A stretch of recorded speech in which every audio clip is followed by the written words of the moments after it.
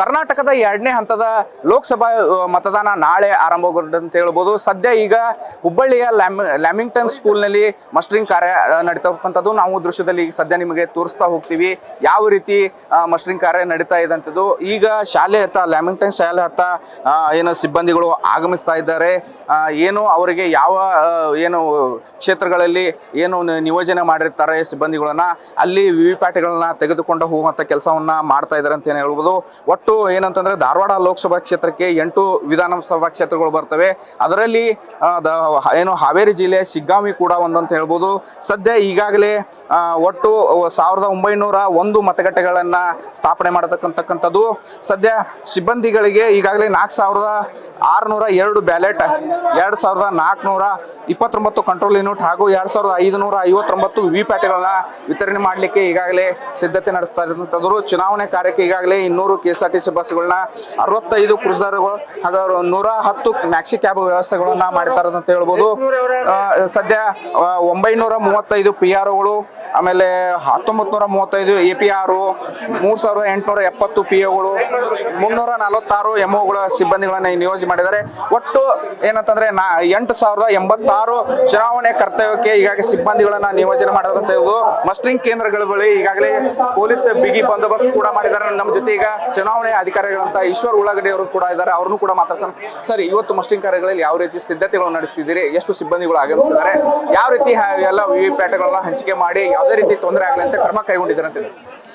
ಇವತ್ತು 73 ಹುಬ್ಬಳ್ಳಿ ಧಾರವಾಡ ಸೆಂಟ್ರಲ್ ವಿಧಾನಸಭಾ ಕ್ಷೇತ್ರಕ್ಕೆ ಸಂಬಂಧಪಟ್ಟಂತೆ ನಾವು ನಮ್ಮಲ್ಲಿ ಏನಂತ ಹೇಳಿದ್ರೆ 260 ಪೋಲಿಂಗ್ ಸ್ಟೇಷನ್ಗಳು ಇರ್ತಕ್ಕಂಥದ್ದು. ಅದಕ್ಕೆ PRO, first polling officer, second polling officer ಮತ್ತು ಥರ್ಡ್ ಪೋಲಿಂಗ್ ಆಫೀಸರ್ ಒಂದು ತಂಡದಲ್ಲಿ ಏನಂತ ಹೇಳಿದ್ರೆ ಅಲಾಂಗ್ ವಿತ್ ಮೈಕ್ರೋ ಅಬ್ಸರ್ವರ್ 5 ಜನ ಇಮಿಡಿಯೇಟ್ ಆಗಿ ಡಿಸ್ಪ್ಯಾಚ್ ಆಗ್ತಾರೆ. ಸೊ ಅದರಂತೆ ಏನಂತ ಹೇಳಿದ್ರೆ ನಾವು 1040 ಜನ ಇಮಿಡಿಯೇಟಾಗಿ ಇವತ್ತು ಏನಂತ ಹೇಳಿದ್ರೆ ಅವರು ಎಲ್ಲ ತಮ್ಮ ಪೋಲಿಂಗ್ ಸ್ಟೇಷನ್ಗಳಿಗೆ ತೆರಳಿ ಅಲ್ಲಿ ವಾಸ್ತವವನ್ನು ಹೂಡಿ ನಾಳೆ ಸರಿಯಾಗಿ 5:30 ಗಂಟೆಗೆ ಏನು ಮಾಕ್ಪೋಲ್ ಶುರು ಆಗಬೇಕು ಅದಕ್ಕೆಲ್ಲ ಸಿದ್ಧತೆಗಳನ್ನು ಮಾಡ್ಕೊತಾರೆ. ಅದ್ರ ಜೊತೆಗೆ ಎಲ್ಲ CFF ಫೋರ್ಸ್ ಇರ್ಬೋದು ಮತ್ತು ಪ್ರತಿಯೊಂದು ಮತಗಟ್ಟೆಗಳಿಗೆ ನಮ್ಮ ಪೊಲೀಸ್ ಅಧಿಕಾರಿಗಳನ್ನು ಸಹಿತ ಎಲ್ಲ ನಿಯೋಜನೆ ಮಾಡಿದ್ದಾರೆ ಪೊಲೀಸ್ ಕಮಿಷನರ್ ಕಡೆಯಿಂದ. ಮತ್ತು ನಾವು ಸಹಿತ ಅದನ್ನು ಎನ್ಶೂರ್ ಮಾಡ್ಕೊಂಡಿದ್ದೀವಿ. ಪ್ಲಸ್ ಏನಂತ ಹೇಳಿದ್ರೆ ನಮ್ಮ ಕ್ರಿಟಿಕಲ್ ಮತ್ತು ವಲ್ನರಬಲ್ ಬೂತ್ಗೆ ಹೆಚ್ಚುವರಿಯಾಗಿ ಪೊಲೀಸ್ ಸಿಬ್ಬಂದಿಗಳನ್ನು ನಿಯೋಜನೆ ಮಾಡಿದ್ದಾರೆ, ಆಲ್ರೆಡಿ ಮಾಡ್ಕೊಂಡಿದ್ದೀವಿ. ಅದಾದ ನಂತರ ಎಲ್ಲ PRO, APRO ಮತ್ತು ಎಲ್ಲ ಪೋಲಿಂಗ್ ಆಫೀಸರ್ಗಳು ಏನಂತ ಹೇಳಿದ್ರೆ ಈಗಾಗಲೇ ನಮ್ಮ ರಿಪೋರ್ಟ್ ಮಾಡ್ಕೊಂಡಿದ್ದಾರೆ. ಎಲ್ಲರೂ ಅಲಾಂಗ್ ವಿತ್ EVM ಮಷಿನ್ಸ್ ಮತ್ತು ಮಟೀರಿಯಲ್ ಜೊತೆಗೆ ಇನ್ನೊಂದು 1 ಅವರಲ್ಲಿ 1 ಗಂಟೆಗೆ ಇಲ್ಲಿಂದ 12ವರೆಗೆ ಡಿಸ್ಪ್ಯಾಚ್ ಆಗ್ತಾರೆ. ಇದು ಏನಂತಾರೆ ಚುನಾವಣಾ ಅಧಿಕಾರಿಗಳಂತ ಈಶ್ವರ್ ಉಳ್ಳಾಗಡ್ಡಿ ಮತ್ತು ನಾವು ನಿಮಗೆ ದೃಶ್ಯದಲ್ಲಿ ತೋರಿಸ್ತೀವಿ.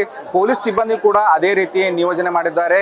ಪೊಲೀಸ್ ಸಿಬ್ಬಂದಿಗಳು ಕೂಡ ಯಾವುದೇ ರೀತಿ ಅಂದರೆ ಅಹಿತಕರ ಘಟನೆ ನಡೆದಂತೆ ಮಸ್ಟರಿಂಗ್ ಕಾರ್ಯದಲ್ಲಿ ಯಾವ ರೀತಿ ಸಮಸ್ಯೆಗಳು ಆಗದೇ ಇರೋ ರೀತಿಯಲ್ಲಿ ಚುನಾವಣಾ ಸಿಬ್ಬಂದಿಗಳಿಗೆ ಹಂಚಿಕೆ ಮಾಡುವ ರೀತಿಯಲ್ಲಿ ಎಲ್ಲವನ್ನೂ ಕೂಡ ಸಿದ್ಧತೆಗಳನ್ನ ಪೊಲೀಸ್ ಅಧಿಕಾರಿಗಳು ಆಗಲ್ಲ ಪೊಲೀಸ್ ಸಿಬ್ಬಂದಿಗಳು ಕೂಡ ಮಾಡ್ತಾ ಇದ್ದಾರೆ ಅಂತ ಹೇಳ್ಬೋದು.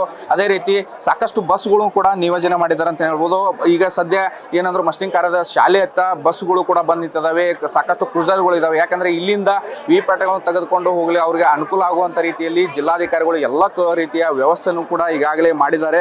ಹೀಗಾಗಿ ಜಿಲ್ಲಾಧಿಕಾರಿ ಅಂತ ನಮ್ಮ ಧಾರವಾಡ ಜಿಲ್ಲಾಧಿಕಾರಿ ಅಂತ ದಿವ್ಯಾ ಪ್ರಭು ಸಾಕಷ್ಟು ಒಂದು ರೀತಿ ಮುಂಜಾಗ್ರತಾ ಕ್ರಮಗಳನ್ನ ಈಗಾಗಲೇ ತೆಗೆದುಕೊಂಡಿದ್ದಾರೆ. ಯಾವುದೇ ರೀತಿ ಅಂದ್ರೆ ಈ ಲೋಕಸಭಾ ಚುನಾವಣೆಯಲ್ಲಿ ಯಾವುದೇ ರೀತಿ ತೊಂದರೆ ಆಗದಂತೆ ಹಾಗೂ ಏನು ಚುನಾವಣೆಗೆ ಬರುವಂತ ಸಿಬ್ಬಂದಿಗಳಿಗೆ ಯಾವುದೇ ರೀತಿ ಆರೋಗ್ಯದ ಸಮಸ್ಯೆ ಆಗದ ರೀತಿ ಎಲ್ಲ ರೀತಿಯವನ್ನ ಕ್ರಮ ಕೈಗೊಂಡಿದ್ದಾರೆ. ಸದ್ಯ ಈಗಾಗಲೇ ಏನಂತಂದ್ರೆ ನಿನ್ನೆ 5 ಗಂಟೆಯಿಂದ ಬಹಿರಂಗ ಪ್ರಚಾರ ಅಂತ್ಯಗೊಂಡಿದ್ದು ಸಾಕಷ್ಟು ಒಂದು ರೀತಿಯಲ್ಲಿ 144 ಸೆಕ್ಷನ್ ಹಾಕಿ ಅಂದರೆ ನಿಷೇಧ ಕೂಡ ಹೊರಡಿಸಿದ್ದಾರೆ. ಮದ್ಯ ಮಾರಾಟ ಕೂಡ ನಿಷೇಧ ಆಗಿದೆ ಅಂತಾನೆ ಹೇಳಬಹುದು. ಕ್ಯಾಮರಾ ಪರ್ಸನ್ ಪ್ರಕಾಶ್ ಜೊತೆ Rajesh Hoogar, news first, Hubballi. News first ನಿರ್ಭೀತಿಯಿಂದ ನಿಮ್ಮ ಪರವಾಗಿ.